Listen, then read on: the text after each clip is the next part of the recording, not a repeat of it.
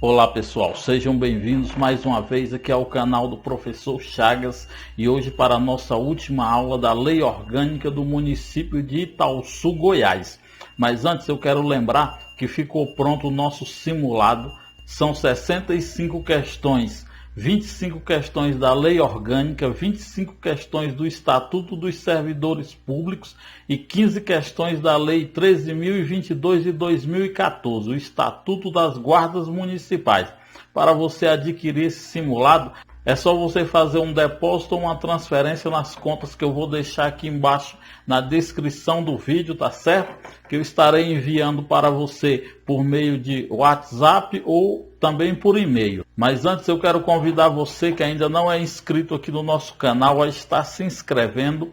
Não esquece de ativar o sininho para receber todas as notificações das aulas que estão sendo postadas, de todas as notícias dos concursos que estão acontecendo, tanto no Distrito Federal como em especial aqui no estado de Goiás, em Minas Gerais e atendendo a pedido agora também no estado do Tocantins. Já são 4 estados cobertos aqui pelo nosso humilde canal para ajudá-los aí na preparação para o seu cargo público. Se você já é inscrito, deixa aquele like, deixa seu comentário que eu terei o maior prazer de respondê-lo, tá certo? Então vamos lá, pessoal, para a nossa última aula da Lei Orgânica do município de Itaúsu, Goiás. Então, pessoal, hoje nós vamos finalizar o estudo da Lei Orgânica, hoje nós vamos estudar o Poder Executivo, aqui no capítulo 3 da seção 1, que vai falar do prefeito e do vice-prefeito. O artigo 26 fala assim: o Poder Executivo é exercido pelo prefeito. Como eu já tinha falado para os senhores que o município ele só detém o poder legislativo e o poder executivo. O poder legislativo é exercido pelo corpo da Câmara Municipal, já o poder executivo é exercido na pessoa do prefeito, que é o chefe do poder executivo. O poder executivo é quem vai administrar a cidade, num período aí de 4 anos da legislatura. O prefeito ele vai ser auxiliado ali pelos seus secretários municipais. O parágrafo 1º vai falar assim: o prefeito e o vice-prefeito eles serão eleitos pelo voto direto, universal e secreto, numa só chapa em pleito simultâneo, dentre os cidadãos de 21 anos, no gozo dos direitos políticos, observado as condições de elegibilidades previstas no artigo 14 da Constituição da República, para um mandato de 4 anos, vedado a reeleição. Então, como podemos observar, o prefeito e o vice-prefeito eles serão eleitos ali no único pleito. Eles estarão ali numa chapa simultânea. Eles serão eleitos pela forma direta, a qual você vai votar diretamente no prefeito e no vice-prefeito. Para se candidatar a prefeito, o cidadão tem que ter mais de 21 anos. O mandato do prefeito tem a durabilidade de 4 anos. E aqui fala que é vedada a reeleição, porém já houve uma emenda constitucional a qual garantiu aos chefes dos poderes executivos, o presidente da República, o governador de estado e do Distrito Federal e os prefeitos para mais um mandato, uma única vez, tá certo? Então não é mais vedada a reeleição, aqui é porque a lei ela é antiga e ela ainda não passou por uma alteração. Parágrafo 2º, o prefeito e o vice-prefeito eles tomarão posse no dia 1º de janeiro do ano subsequente ao da eleição, em sessão da Câmara Municipal.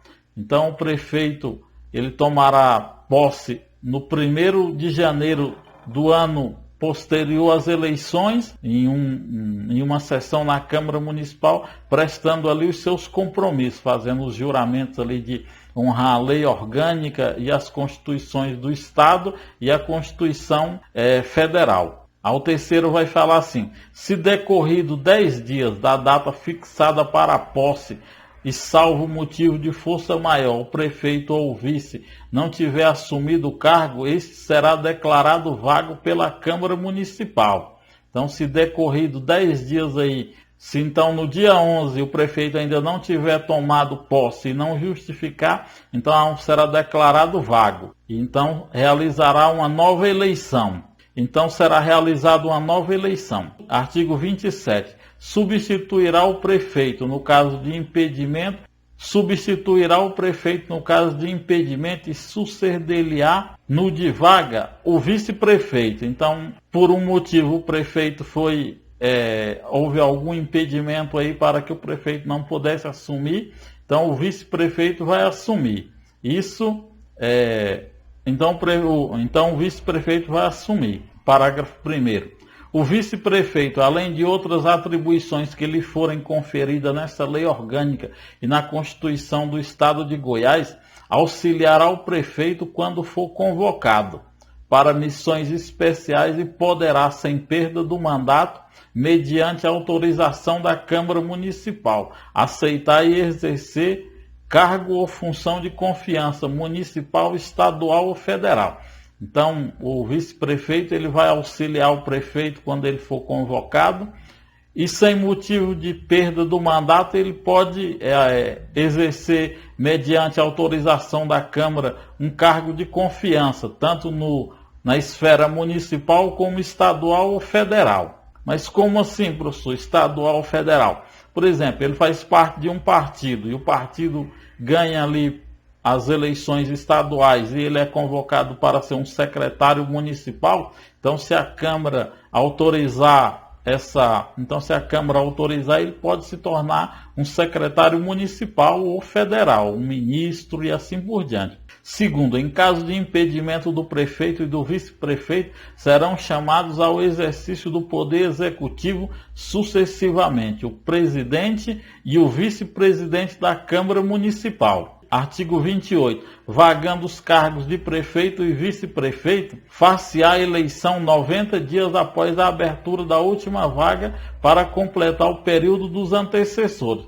Então, se o prefeito e nem o vice-prefeito, ou por algum motivo de impedimento, não assumirem ou forem afastados do cargo, então será chamado aí o presidente da Câmara e o vice para substituir. Isso se for nos últimos 2 anos de governo. Se for nos primeiros 2 anos, convocará uma nova eleição em 90 dias. Aí aqui o parágrafo 1º vai falar assim: ocorrendo a vacância no 3º ano do período, a eleição será para ambos os cargos e será feita, ocorrendo a vacância no 3º ano do período de governo, a eleição para ambos os cargos será feita 30 dias depois de aberta a última vaga, pelo voto da maioria dos vereadores. Então, se essa vacância ocorrer no 3º ano, será chamado aí para fazer o mandato tampão, elegerá entre um dos vereadores, por maioria dos votos, um vereador para cumprir o mandato. Se for no último período,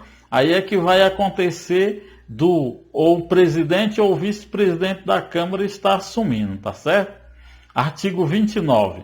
Perderá o mandato o prefeito que assumir outro cargo. Perderá o mandato o prefeito que assumir outro cargo ou função na administração pública, ressalvado posse em virtude de concurso público e observado o disposto nessa lei orgânica, ou que se ausentar do município sem a licença da Câmara Municipal por período superior a 15 dias. Vamos entender isso aqui. Então, se o prefeito ele poderá perder o mandato se ele assumir outro cargo ou função se assumir outro cargo ou função na administração pública em qualquer das esferas, municipal, estadual ou federal, a não ser que ele tenha passado em um concurso público e ele estava esperando para ser nomeado. Então ele pode tomar posse nesse concurso público e automaticamente já entrar de licença, para só aí entrar em exercício depois do mandato eletivo aqui de prefeito, tá certo?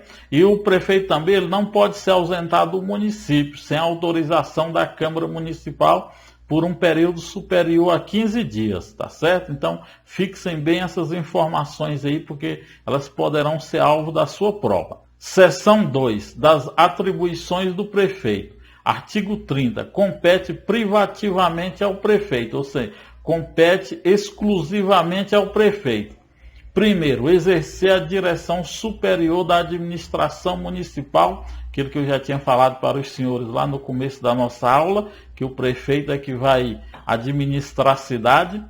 Segundo, iniciar o processo legislativo na forma e nos casos previstos nessa lei orgânica, que foi o caso que nós vimos lá no processo legislativo, que tem umas leis que são exclusivamente de competência do prefeito propor esse projeto de lei. Terceiro, sancionar, promulgar e fazer publicar as leis, expedir decretos e regulamentos para sua fiel execução.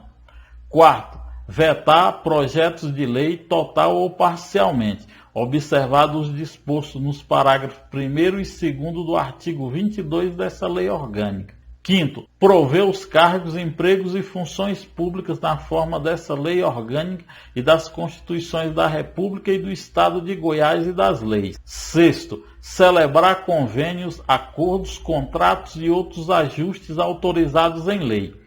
Quinto, enviar à Câmara Municipal, observado o disposto nessa lei orgânica e nas Constituições da República e do Estado de Goiás. E projetos de lei dispondo sobre: a linha A, plano plurianual; B, diretriz orçamentária; C, orçamento anual; D, plano plurianual. Oitavo, remeter mensagem à Câmara Municipal por ocasião da abertura da sessão legislativa, expondo a situação do município e solicitando as providências que julgar necessário. Nono, apresentar contas ao Tribunal de Contas do município, sendo os balanços mensais em até 45 dias contados da data do encerramento do mês e as contas anuais até 60 dias após a abertura da sessão legislativa, que é a abertura do ano. Como eu já tinha falado para os senhores, a sessão legislativa corresponde a um ano. Para o parecer prévio deste e posterior julgamento pela Câmara Municipal. Décimo, prestar contas da aplicação dos auxílios federais ou estaduais entregue ao município na forma da lei. 11º, fazer a publicação dos balancetes financeiros municipais e das prestações de contas das aplicações dos auxílios federais ou estaduais recebido pelo município nos prazos e nas formas determinadas em lei.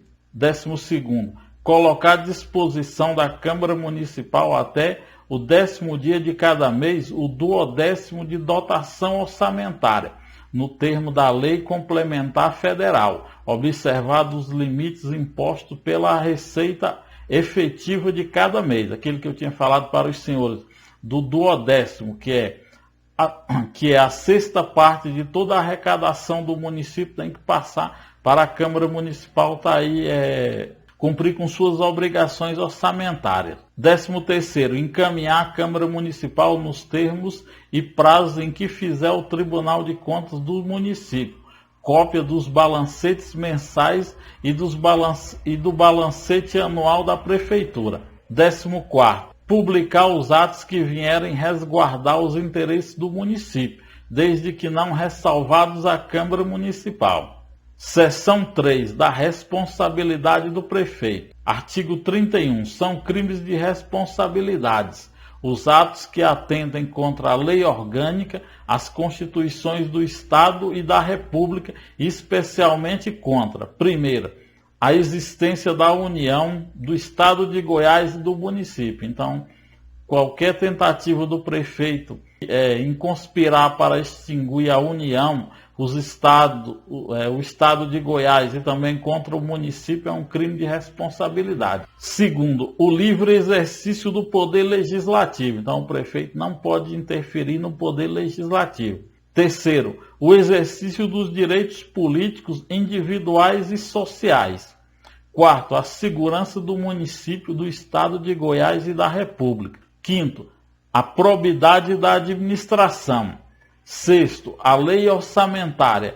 E sétimo, das leis e das decisões judiciais. Então, qualquer atentado contra qualquer uma dessas especificações é um crime de responsabilidade, que implicará na perda do mandato e a suspensão dos direitos políticos. Título 2. Agora nós vamos falar aqui um pouco da administração pública, especialmente dos princípios da administração.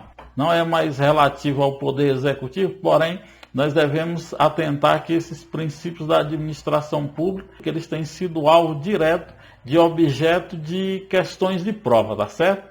Então fala assim, o artigo 32, a administração pública direta, que são os órgãos, os ministérios, as secretarias estaduais, as secretarias municipais e seus órgãos. Então esses são a administração direta. E a administração indireta são as autarquias, as fundações públicas, as empresas públicas e as sociedades de economia mista. Essa que é a administração pública. Então, todas elas obedecerão aos princípios da legalidade, da impessoalidade, da moralidade e da publicidade, que foi adicionado à Constituição Federal e acrescentou o princípio da eficiência. O princípio da legalidade é que o agente público ou o servidor público ele só pode agir conforme a lei. O particular ele pode fazer tudo o que não está na lei, mas o agente e o servidor público só pode fazer aquilo que está na lei. O princípio da impessoalidade é que também o agente público e o servidor público ele só pode agir em prol da coletividade, não agir em causa pessoal. Já o princípio da moralidade vai falar sobre esse agente público ou servidor público, ele não tem que agir só conforme uma norma legal, uma norma jurídica, mas ele também tem que agir dentro da ética, a ética da administração pública.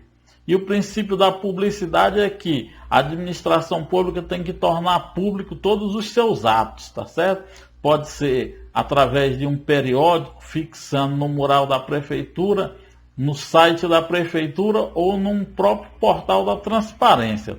Esses são os princípios da administração pública. E é isso aí, pessoal. Essa foi nossa última aula da Lei Orgânica do município de Itaúsu, Goiás. Sucesso na prova. Esse é o desejo do seu amigo professor Chagas. Espero que todos vocês se saiam bem. Se saírem bem, voltem aqui no vídeo e deixem seu comentário, tá certo? Isso é muito importante para mim. Então, falou. Um abraço do professor Chagas. Fiquem todos com Deus. Muito sucesso. Valeu!